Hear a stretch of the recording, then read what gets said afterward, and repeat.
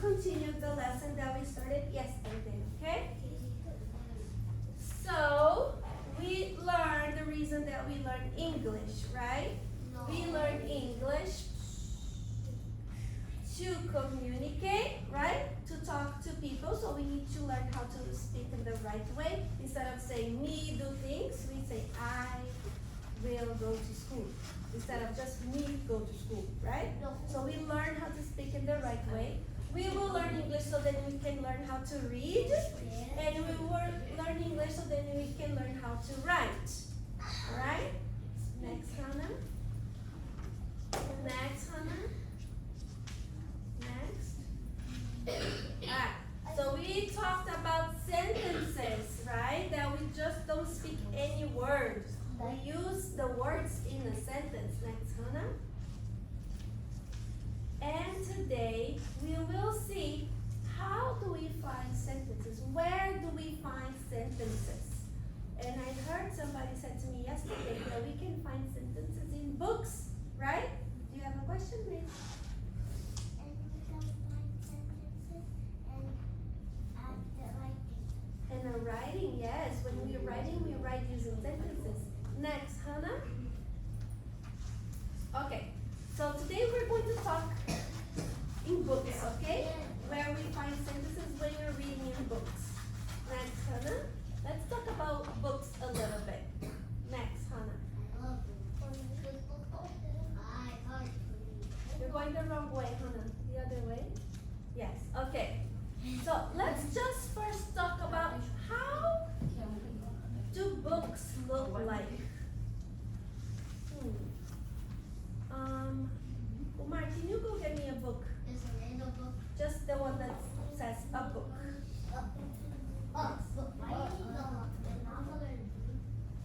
This one? Yes.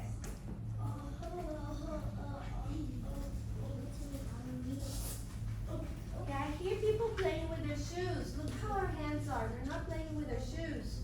The hands on their laps. Okay, so this is a book, right?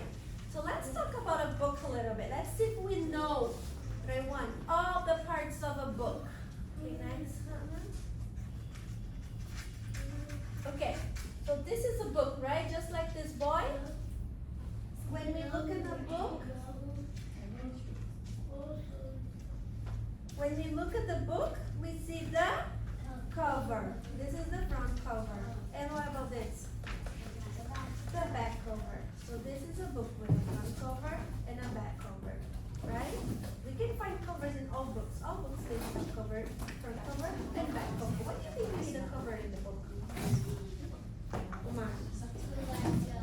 In case the pages To protect, right? What else? To protect and to leave? so we put the water in the book, so if the water fall down, will not be on wet. Yes. To protect our book, right? Next, Hannah. Another part that we find in books will be the title. All books have the title on the front cover. It's important that we have like this title. What it tells me what is the book is about. So if I read a book that has a title that says The Three Little Pigs, if I read a book, am I going to read about elephants? No. What will be my book about? Ali. Three Little Pigs. If I have a title that tells me the book is about the ocean, if I open the book, am I going to read about, I don't know, dogs? No, what will be the book about? The ocean. So the book, the title on the book will tell me what the book will be about. Okay? This is important. That's why we have a title. So that whoever is going to buy a book, we will see what's the title about. And then they will say, oh, so this is what the book is about. They will look at the book. Maybe they can look to see like what the pictures the book will show, what is the book is telling you about the title, but it will be something about the title, right? So this book that it's called The Three Little Pigs is about three little pigs. Next, Hannah. Another thing that we will find the front page will be the author's name. Okay, this is by Mordecai Gerstein. Mordecai, I think his name is. This book is about Mo Willems. Remember the author that wrote the Pigeon book? Yes, Mo Willems. Next, the author. And sometimes the illustrator, right? The illustrator is the person that do what? They read the book. Ali do the pictures. If somebody draws the pictures, they are called the illustrator. Okay? Yes, Umar. Also colors. Yeah, illustrator will draw and the color the pictures on the book. Sometimes it's the same person. Sometimes they're different people. That we will do the writing and the picture. Okay? Next, Hannah.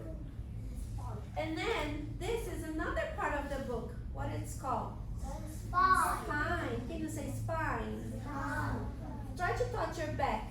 See, there is a bone in the middle of your back like this.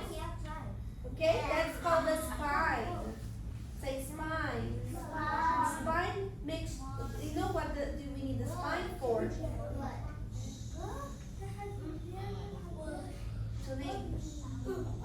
Do you know why we need the spine for? Maze. We can be straight and we can stand up. If you don't have a spine, we will be just like following. So the book, the same thing, it needs the spine so that the book can be like standing like evenly and strong, or else the book will be just falling without a spine. Okay? So spine is an important part of the book. Yes, Hannah? And then finally, when we open our books, what do we have? Sentences. We have sentences, right? So we can read a story. We call the text. The text is like where we have the writing part. That's the text. So the text is where we will find the sentences. I see a cat, I see a dog. So the text, the sentences, and the words. We have all this inside the book. Okay? Sentences are when you have an idea that is complete. The words is sometimes you just have one word to show what that is. So let's say you have a picture. Elias, let's see if we have a picture like this. And then people don't know what that is. Well, this is a sentence. It is a comment. But let's say if people don't know what this is, astronaut. Then you might put like a little arrow and say astronaut. Okay? That's just a word. That's it. That's a text with lots of sentences. Okay? And words. Next, Hannah. And also we have the illustration, the pictures on our books. The part that is the drawing of the book, inside the book. Next, Hannah. Okay, so now I'm going to read this story. It's about, we've read this last year, but we're going to read it again. Yes.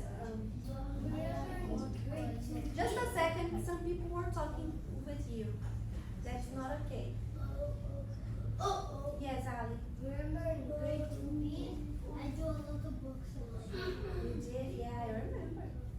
Okay, so now we're going to read this story, so we're going to sit on the carpet. And it's called I Am a Word Collector. Remember we talked about collectors last year? About collecting things? So this boy, he collects something. What does he collect? Words. You know some words? Yes, thanks for listening to that. See that? Okay? So we're going to read this story. Hi everyone, you're just in time for another great story. Click that subscribe button for more. The Word Collector by Peter Hamilton Reynolds. Collectors collect things. Some people collect stamps. Some people collect coins. Others collect rocks. Some collect art. Some collect bugs.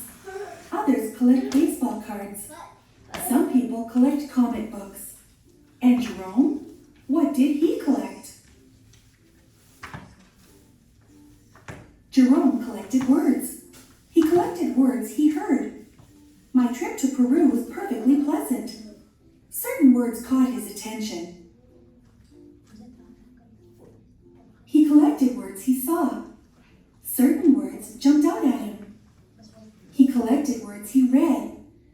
Certain words popped off the page.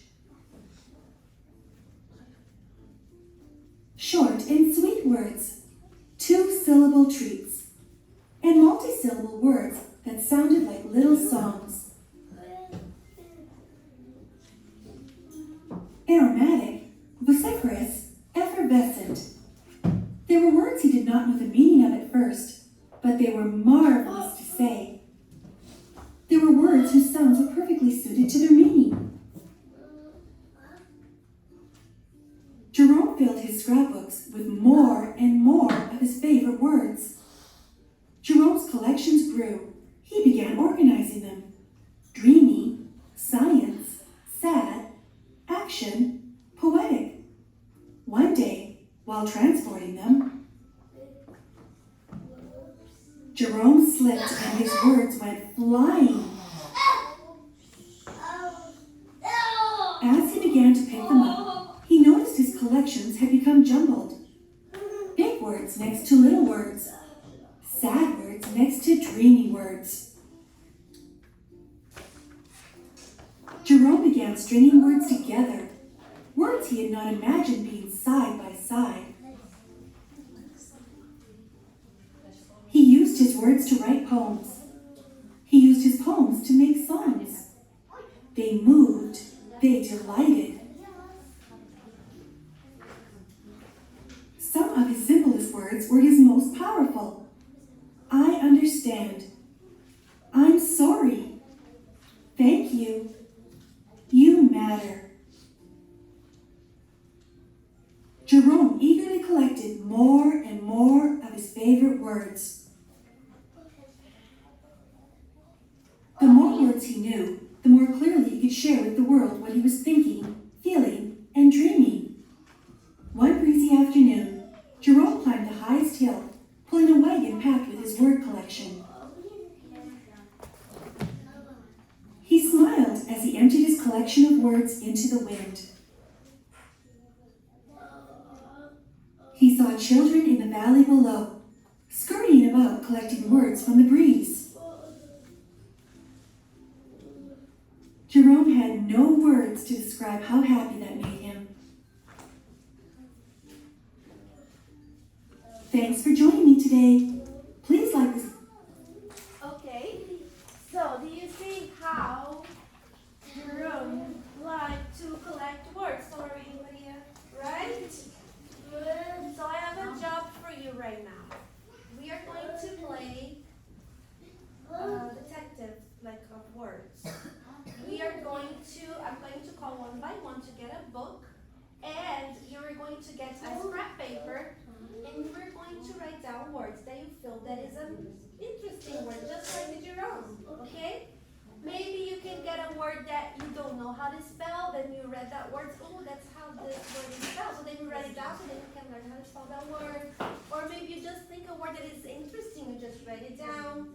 Or you find a word that you don't know what it means, then you write it down, so then you can ask someone later, okay? So we're going to be doing this for about 5 to 10 minutes. We are going to be collecting words, okay?